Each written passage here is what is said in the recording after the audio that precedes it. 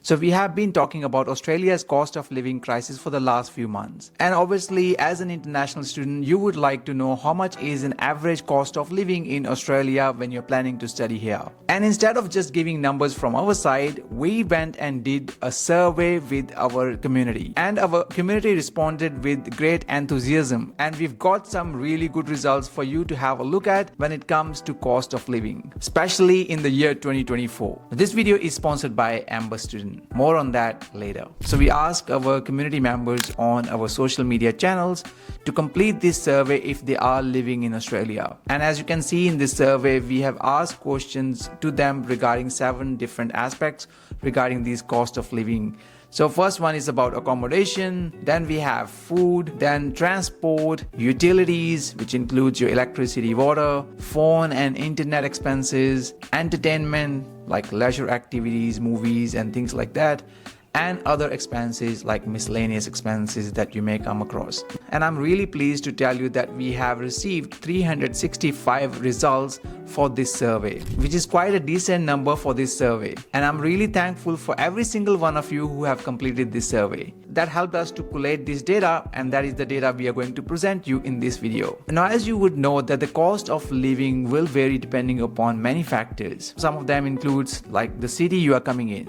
Of course, some cities tend to be more expensive than the others. And if you're living in some regional towns, it could be even cheaper to live in those towns. It will also depend upon your lifestyle that you choose to live in and your personal preferences, the things you like to do and things you don't like to do. And last but not the least, and the most important factor will be the type of accommodation you choose to live in. If you're living in university accommodation versus if you're living in a private accommodation in a shared house, your cost of living will vary significantly on those factors. Now, when we're talking about accommodation, that brings us to today's sponsor of this video, which is Amber Student. Amber Student is a platform that helps students like you to book full-time accommodation near leading universities worldwide, offering a hassle-free experience by eliminating the need for back and forth negotiations, non-standardized and tedious paperwork, and a complicated payment process. So basically, Amber Student is your go-to solution for hassle-free accommodation hunting as an international student. You can search, book and pay all in this one platform in just 3 easy steps. And if you go step by step, Step 1 is about discovering and researching about your accommodation that you can search based on the city you're planning to study, the university, and the locality. Of course, you can go through all the housing options listed on their website. And if you're not interested, you can check out some other housing accommodation options as well. Now, after choosing your preferred accommodation, you can start the next step, which is about booking your accommodation. You can provide your details and one of their team member will get in touch with you for the next steps for booking accommodation and also completing the paperwork. So making a booking is quite straightforward on this platform and it's simplified for students. All you have to do is provide your details and one of the team member will get in touch with you for the booking. And in the last step, you can proceed to pay for your student housing, and once that's done, then your student accommodation is booked. We have worked with Amber Student over the last many months, and many of the students have booked their accommodation through their platform. And we haven't got any single complaint regarding their platform for those students who have booked their accommodation through them. So if you would like to check them out, we will leave a link in the description box below for you to check out Amber Student and find a relevant accommodation for yourself before moving to Australia for your studies. And thanks Amber Student for sponsoring this video. Now, before we start talking about the survey results, I just want you to keep few things in mind. One of them is that these numbers that you are going to see are just averages. We did not do this survey based on specific cities. So the numbers you are going to see are just averages from students all over Australia. And you might be paying more money or less money based on your situation, city preferences, and other things that I mentioned earlier. Especially for the students who are already here in Australia, keep that in mind when we are talking about these numbers. Now, before we talk about the cost of living survey results, we are going to just give you a quick heads up regarding your work limitation. As you know that as an international student, you are allowed to work 48 hours per fortnight when your study is in session, which is on an average of 24 hours per week. Of course, you can work unlimited hours during your school holidays. But if you just want to take average of 24 hours per week of your work limit, multiply it by the minimum wage in Australia, which is currently $23.23 per hour, but from 1st of July it is increasing to $24.10 per hour. As we are just about to start July soon, so we'll take $24.10 per hour as our minimum wage and multiply it by 24 hours per week that we can work. On a weekly basis, you could be earning around $578.40 if you're working on a minimum wage at minimum amount of hours you can do as an international student. Keep in mind that this number is before taxes, but this gives you a bit of idea on how much money you could be earning if you're working just 24 hours per week. And that will also help you to compare your cost of living and the earnings as well, so you can compare yourself to see how much saving you could have. Again, I just want to emphasize that you can work unlimited hours during your school holidays, so the averages for those school holidays may not work, as you could be potentially earning more money than these averages. Now coming back to our survey. So the first expense we have on our list is accommodation. So let's have a look at the survey results for our accommodation expenses. We gave our survey respondents 4 options. If they're spending less than $125 per week or between $125 to $250 per week. The third option was between $250 to $375, and the last option was more than $375 per week. And as you can see in the survey results, 53.4% people have said that they are spending between $125 to $250 per week as the accommodation expenses. The second biggest number is 23.8%, which is students are spending between $275 to $375 per week. Now, as you can see, more than 50% of the students are spending between $125 to $250 per week in Australia. Of course, there are more than 23% students saying that they are also spending between $250 to $375 per week as well. And that will give you a bit of indication as well, because most of these students who might have given us the numbers on a higher end are maybe in a larger cities such as Sydney, Melbourne or Brisbane. So students living in a smaller cities such as Adelaide, Perth, Canberra could be paying a less amount of money in their accommodation expenses. But these numbers will give you a bit of indication of how much students are spending for the accommodation expenses. Let's move on to the second category, which is food. Food is usually the second biggest expense for anyone. So let's have a look at the results and the options we had. So looking at this graph itself, we gave them again 4 options, which is less than $50 per week, $50 to $100 per week, $100 to $150 per week, and more than $150 per week. And based on the outcomes we have received, 47.4% respondents said they are spending between $50 to $100 per week as their food expenses,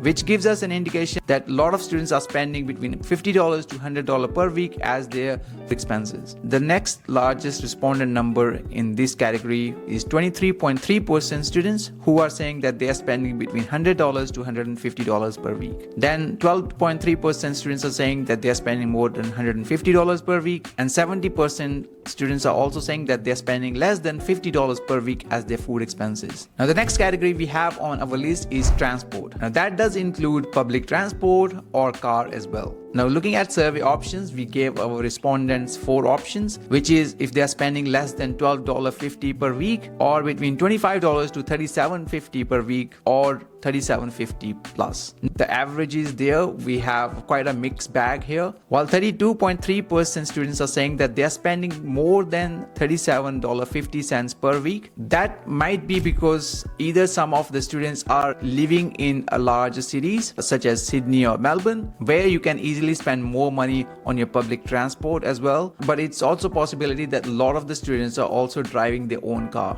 which means they have to consider the cost of fuel, registration, and other car related expenses as well. But the next largest number we have is 27.1%, which is students are spending between $12.50 per week to $25 per week. And the next category is 22.2%, which is $25 to $37.50, and around 18% of the students are also spending less than $12.50%. And 18.4% students responded that they are spending less than $12.50 per week. That could be because some students might be living in those cities where they are student concessions available for students. But as you can see from the graph, it was quite a mixed bag in this category. Now the next category we have on our list is utilities. That includes your electricity, gas and water. So we gave 4 options here again as well, which is if they are spending less than $12.50 per week, or between $12.50 to $25 per week, or between $25 to $37.50 per week, or more than $37.50 per week.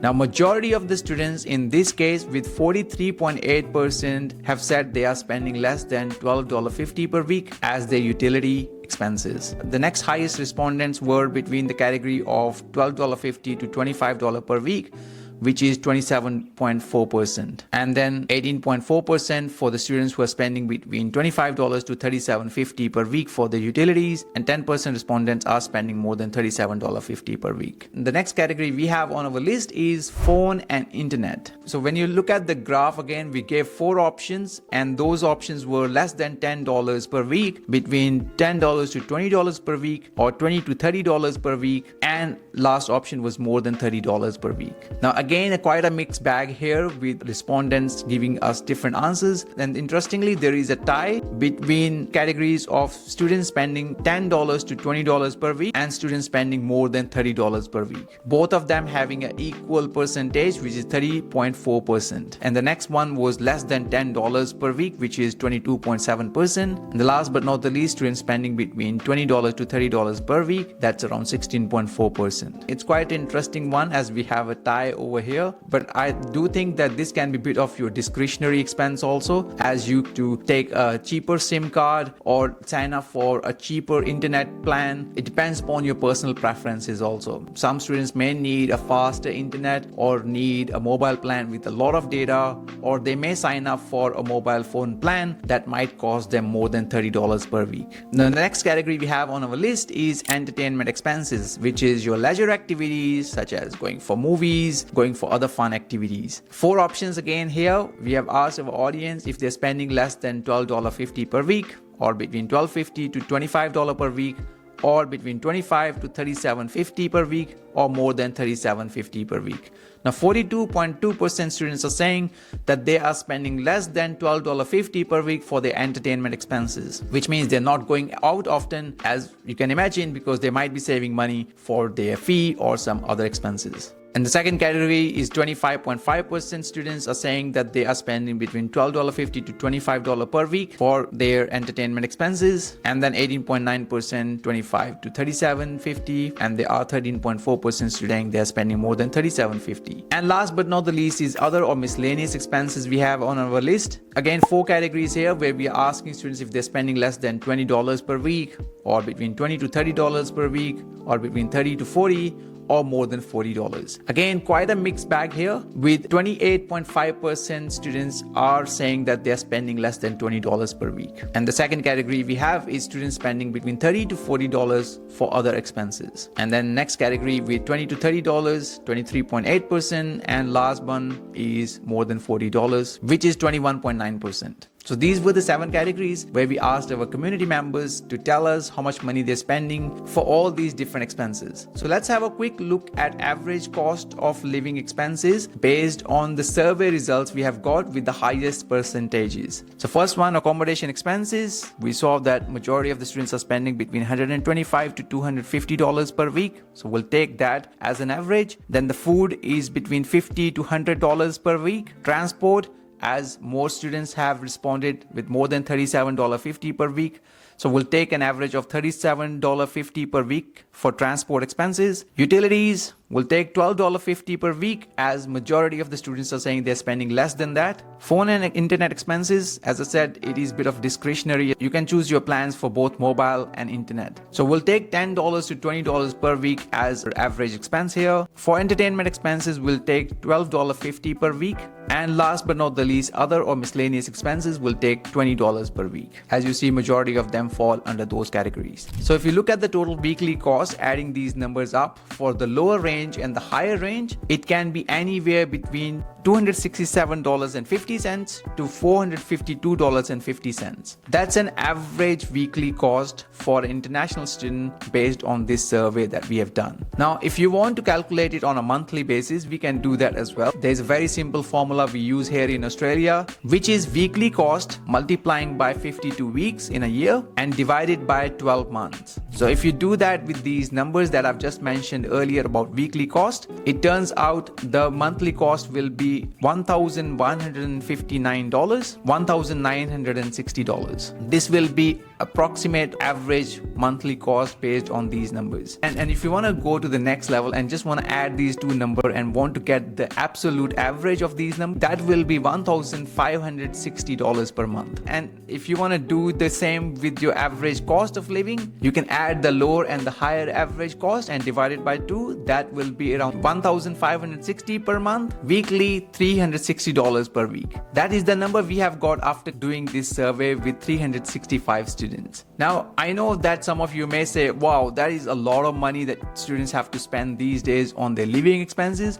Or some of you might say, no, that is too cheap. I spend way more money than that. And that is fine, and that is where I want your help. I want you to write the name of the city and the average cost per week that you're spending in Australia as an international student. So what I would suggest you to do in the comment section below, one of you will start this thread where you write down the name of the city and the cost. So for example, you can write down Sydney and $400 per week. I'm not saying it will be $400, but it will be whatever number you would like to write there. And I want other students who are living in Sydney to reply to that comment with your average cost of living. And again, with each different city, we can make a thread where you write down the name of the city and your cost, and other people who are living in the same city in Australia will respond to that comment itself. It will be great help for the students who are planning to study in Australia to see the average cost the students are paying. So a bit of work for you guys, but I'm sure it will help a lot of students if you do that.